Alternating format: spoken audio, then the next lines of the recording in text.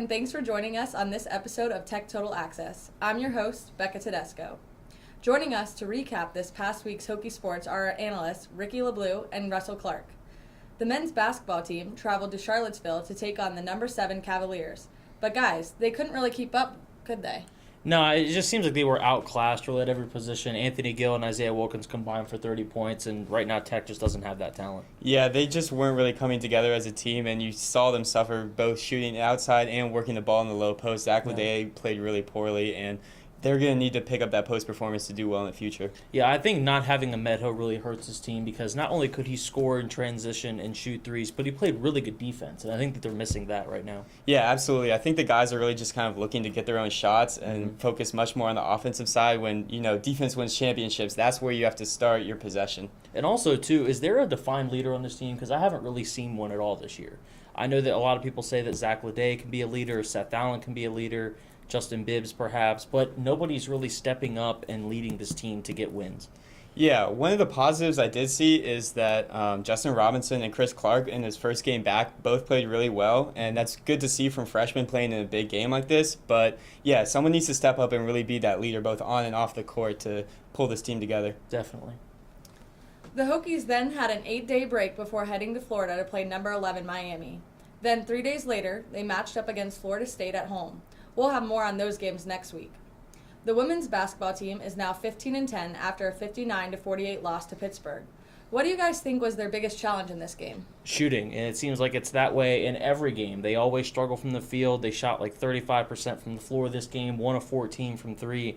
You're not going to win games in a Dennis Wolf system when you're shooting 1 of 14 from beyond the arc. Yeah, absolutely. And for Hannah Young, who's a really good three-point shooter, she only shot 1 of 7. And that was the team's only make. Like you said, they shot 7% from 3. That's just not going to get it done. And also, too, I found it interesting that Wolf decided to bring Vanessa Panousis and Reagan McGarity off the bench, which are 2 stalwarts in this lineup, 2 of the better players, I think, but it seems like everybody's just cold right now, and they're trying to find somebody who can get the ball in the basket. Yeah, Panousis did not have her usual strong game. Sydney Cook played well from the guard position. She had 17 points, but yeah, I would expect Panousis to play a bigger role in every single game. Well, it seems like the problem is that she just can't get open. I mean, she's shooting contested threes all the time. They can't get her open. She's not running off screens. They can't get her open off the ball. It's just, it's not looking good right now offensively for the Hokies. Yeah, getting good shots and then making those shots is definitely going to be detrimental to their success. Yeah.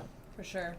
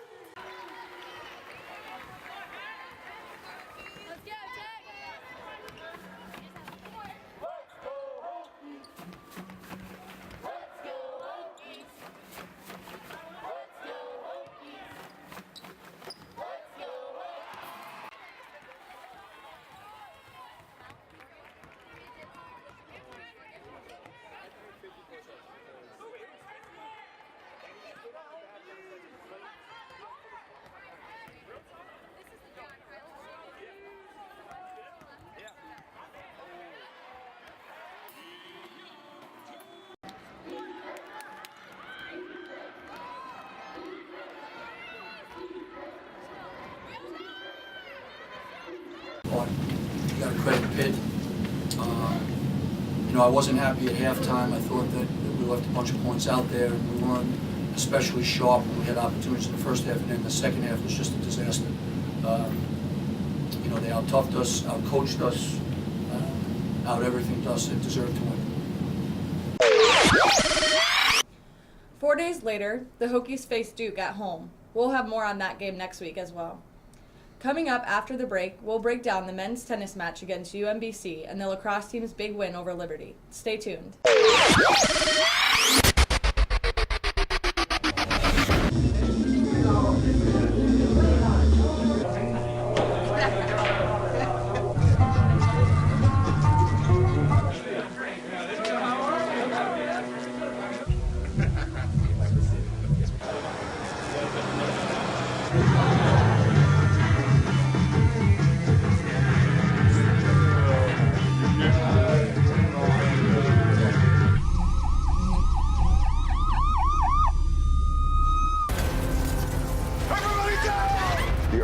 you see in movies are one thing, but real life is a completely different animal. Just because you can't predict an earthquake doesn't mean that you can't prepare for one. In the event of a real earthquake, you should drop, cover, and hold on. Visit ready.gov/earthquake and practice what to do to keep you and your family safe in the event of a real earthquake. And you'll be seen as a hero by your family and your loved ones. Visit ready.gov/earthquake today.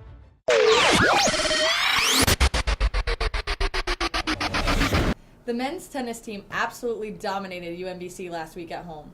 Reporter Catherine Irvin has more on the match. I'm here at Burroughs Burleson Tennis Center, where the Hokies just defeated UMBC 7-0. The number 19 Hokies shut down opponent UMBC in a 7-0 victory Friday afternoon. Beginning with doubles play, Andres Bajeras and Joao Montero fought hard for a 6-4 win. Aside them, Jay Corbett and Mitch Harper finished strong, outscoring UMBC 6-2. Strong serves and quick footwork were key components to the Hokies' success. Momentum between the players on both courts allowed for a sweeping win. I think I played good from the beginning until the end, focus, and from the first point until the last one, so I think it was good. Hard play remained consistent flowing into the singles matches for the Hokies. Freddie Messmer finished strong for the Hokies 6-1 and 6-4. Montero pulled through a 6-0 and 6-2 win. Andres Bajeras had a harder fight against UMBC opponent, but pulled through with scores 6-2 and 6-4. This match is different compared to the one we played last week against Ohio State, because Ohio State, they're ranked, and this team is a team that we kind of have to beat. And sometimes it's hard to go out there and not play it the way you want because you're maybe too concerned about, like, you're too scared to lose. This win is a step in the right direction for more competitive play down the road for the Hokies. They hope to bring this same level of play to the courts in their upcoming ACC games against the College of Charleston and James Madison University. UMBC is a good team, and there was lots of challenges there today, but I thought we handled all of them well and came out on ahead on all the matches. We didn't let any go to 3 sets, which was a goal, and very proud of our guys. For VTTV, I'm Catherine Irvin. All right, guys, what are your thoughts on this past weekend's match? Well, I mean, they didn't even lose a point. They went 7-0, and every time you have a performance like that, you've got to be excited. Yeah, absolutely. They were great. UMBC was just completely overmatched. We won every single matchup in both singles and doubles. And every player, Freddie Messmer, Andres Bierhus, 2 of their top guys, they just won. And everybody was winning, and when you get on a roll like that, it really builds your confidence moving forward. Yeah, and this was a huge rebound for the team coming after that sweep at the hands of Ohio State, so it's good for them to get back on the right track. Definitely. The Hokies are 5-2 overall and 3-0 at home. Their only losses were against number 18 Stanford and number 8 Ohio State. They have yet to start conference play. March 4th is their first ACC matchup against NC State. The lacrosse team won their 3rd straight game against Liberty last week, making their record 3-1 overall. The team had to play in the indoor practice facility due to below freezing temperatures. Reporter Maddie McVeigh has more. I'm here at the indoor practice facility where the Hokies just beat Liberty 7-4. The Virginia Tech lacrosse team welcomed Liberty into the indoor practice facility tonight. The Hokies looked to build off of a 2-game winning streak coming into the game with the Flames. This game would be Liberty's first of the season. The first half was a defensive half, with the Hokies holding a 2-0 lead at the break. Tech came out hot in the second half, scoring 2 quick goals to go up 4-0.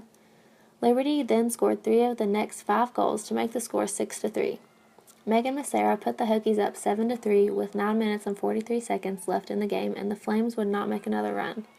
The final score was 7-4 in favor of the Hokies. Jesse Thon led the Hokies with 3 goals, while Tristan McGinley added 2 goals. Megan Massera and Hannah Seeger led a strong force on the defensive front that forced 26 turnovers. Tech was able to outshoot the Flames 24-15. The Flames would drop to 0-1 on the season, but the Hokies improved to 3-1 on the season. At the end of the game, I was able to catch Jesse Thon and Tristan McGinley and get their thoughts on the game. We really played as a team, and it wasn't just me scoring, it was really my teammates setting me up for a good shot, and likewise vice versa, and really working as a team that way. We came in knowing Liberty is just a really great team and really great competition for us. So it was important that we just got on the right foot right away, and it feels really good. It's a good win for us. For VTTV, I'm Maddie McVeigh. The Hokies' next home game was against High Point. We'll have more on that game next week. Coming up after the break, we'll talk about the wrestling team's success and the softball team's start to the season. Stay tuned.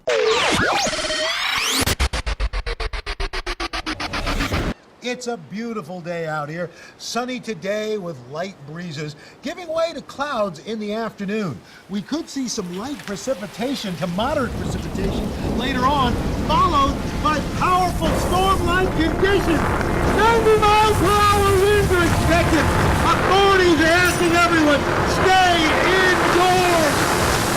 Come on, that's it. Let's go.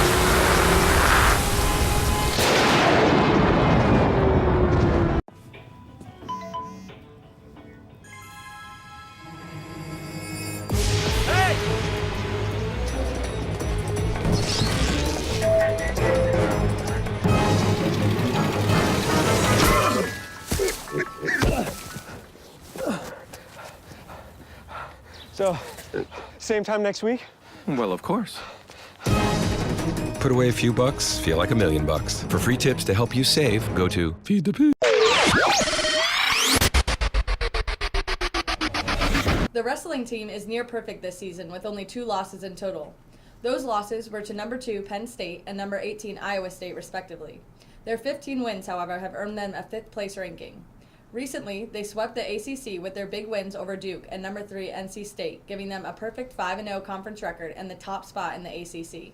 Guys, what do you think about the wrestling team this season? I'm really happy that Coach Dresser's been able to build a quality program year after year. It seems like even though if they lose a couple guys, they've always got people coming up through the ranks, and they're always a top 15 team. Yeah, absolutely. I'm not surprised about their success this year at all, and neither are the rest of Hokie fans because this is kind of what we've come to expect from this team. They've been really solid year after year. And also, in this 8-match win streak, they have 5 ranked wins. That's incredible. I mean, they're putting up win after win after win. They've got solid performances in all of the weight classes with guys like Ty Walls, Joey Dance, 2 of their better wrestlers.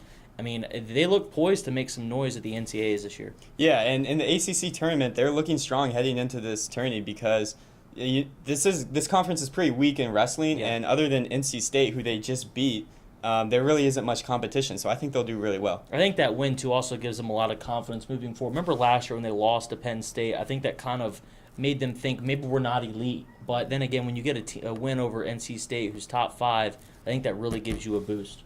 For sure. The Hokies will head to Ann Arbor, Michigan to compete in the National Duels Meet against number 8 Michigan. They will then travel to Charlottesville for the ACC Championship meet on March 6th. The softball team had a difficult start to their season last weekend with their first tournament in Tampa, Florida. The Hokies faced 5 teams: South Florida, South Carolina, Illinois State, number 2 Michigan, and number 1 Florida. The Hokies only came away with 1 win against South Florida, winning 6-3. What did you guys think about the softball team's performance in this tournament? Well, I was very disappointed. I mean, they're really talented, and I understand that they're not in the top 25, but they get a girl back in Chelsea Whitcomb who a lot of people told me was supposed to be really good. She was one of the best recruits in the nation that they picked up. She missed last year due to an injury, and she really struggled this weekend. Yeah, and it's easy to make the excuse that they played the number 2 and number 1 teams in the country, but still, over those 4 losses, they only scored 6 points, and 2 of those games were shutouts. So they're just going to have to put up more points if they want to compete. Also, I'm wondering if they're going to be able to replace people like Bailey Little and Lauren Gaskell, who were stalwarts in that lineup, especially Lauren Gaskell. She provided a lot of production in that lineup. I just don't know if they're going to be able to do it. You know, this team relied on their pitching last year with Maggie Tyler, Kelly Hines, Michaela Aiken. Both Maggie and Michaela struggled this weekend. Yeah, absolutely, and they're going to have to find where that excellent pitching is going to come from before they start ACC play. I mean, the talent is definitely there, but they're going to have to perform better. Yeah, they will. The Hokies will head back to Florida, this time in Tallahassee, for their next tournament, the ACC Big Ten Challenge, where they will face Michigan 2 more times. They will also play Minnesota twice. All right, that's all we have for you on this episode of Tech Total Access. Be sure to tune in next week for more hard-hitting sports action. And as always, Go Hokies!